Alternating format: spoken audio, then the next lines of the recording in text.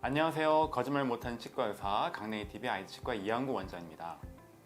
오늘은 얼마 전에 코로나 집단 감염의 원인이 되었던 어느 특정 교회에서 소독을 한답시고 분무기로 소금물을 뿌려서 전체적인 집단 감염이 일어난 그거에 대해서 그러면 진짜 소금물로 하면은 구강 내 소독이 되느냐, 소금물로 코로나 바이러스가 죽느냐에 대해서 많은 분들이 물어보셨어요. 그래서 오늘 영상은 코로나 바이러스가 소독물에 의해서 과연 죽나라는 것에 대해서 말씀드려 보도록 하겠습니다.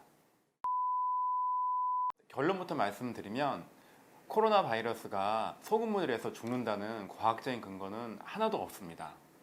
만약에 그게 사실이라고 그러면은 정부에서 가만히 있지 않겠죠. 정말 전 국민들이 굉장히 저렴한 비용으로 그리고 쉽게 구할 수 있는 소금물을 만들어서 구강 세척을 한다고 해서 코로나 바이러스가 죽는다고 하면은 이미 벌써 그걸 권장을 하고 있을 거예요. 아시겠지만 정부 지침이 손 잘 씻기, 마스크 하기 그 정도인 거 알고 계시잖아요. 거기서 소금물로 구강 내 세척하기까지 나왔을 거예요. 근데 그렇지 않죠. 그거는 전혀 과학적이지 않고요. 그리고 또 한 가지가 아시겠지만 이번에 문제가 된 코로나19 바이러스 같은 경우는 분리된 지 얼마 안 됐기 때문에 한두 달밖에 안 됐잖아요. 그래서 그게 과연 어떤 약제에 어떻게 반응을 하는지는 실험된 데이터 자체가 없기 때문에 아직 알기 어렵습니다. 따라서 여러분들께서는 그런 거에 전혀 현혹되지 마시고요. 제일 중요한 거 마스크 쓰는 거, 그리고 거리 두는 거, 그리고 손 잘 씻는 거, 요것만 열심히 해주시면 될 것 같고요.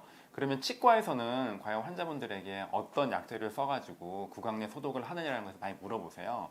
구강 내 수술을 한다든지 아니면 구강 내 염증이 있었을 때 쓰는 약제는 크게 세 가지가 있어요. 첫 번째가 헥사메딘. 헥사메딘은 상품명이고요.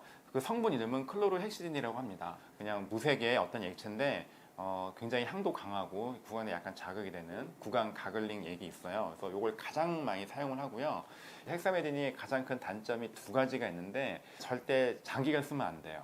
우리 구강 내에는 정상적인 세균들이 있는데 그 세균들이 다 죽어서 다른 문제가 생길 수가 있습니다. 그리고 또 하나는 착색이 돼요. 이게 색깔 자체가 무색이긴 한데 오랫동안 쓰다 보면 그 약간 회색빛 돌개에 치아가 착색되는 경우가 있어서 장기간 사용하시는 거는 추천드리지 않고요.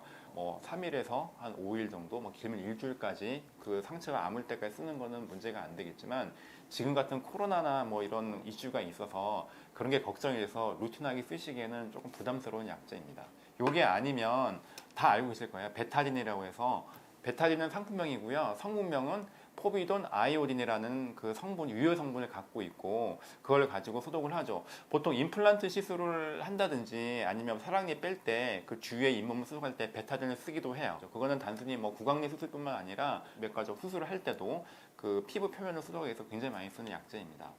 마지막으로 우리가 흔히 다 알고 있는 과산화수소를 구강 내에 쓰기도 해요. 상처가 났을 때 그 주위에 바르면 이게 뽀글뽀글뽀글 기품 올라오는 그거 아실 거예요. 그래서 그거를 구강 내에 쓰기도 합니다. 그래서 어떤 코로나 바이러스가 정말 걱정이 된다면 구강 내 세정도 중요하지만 그거에 우선해서 구강 내에 물질이 들어오지 않게 마스크 쓰는 게 저는 더 중요하다고 생각이 들어요.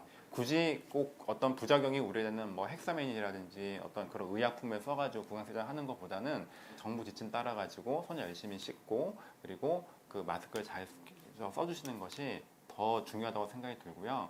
그 소독을 원하신다 그러면은 꼭 치과 내원하셔가지고 전문의 선생님과 상의를 하신 다음에 그 약제 처방을 받아서 쓰시는 것이 가장 안전하게 사용할 수 있는 방법이라고 생각이 듭니다. 오늘 영상은 소금물로 인해서 구강 내 소독이 가능한가라는 거에서 많은 분들이 여쭤보셔가지고 제가 급하게 영상을 한번 찍어봤고요. 강냉이TV 오늘은 여기까지고요. 구독과 알람 설정 잊지 마시고요. 강냉이TV 다음 영상에서 다시 만나요.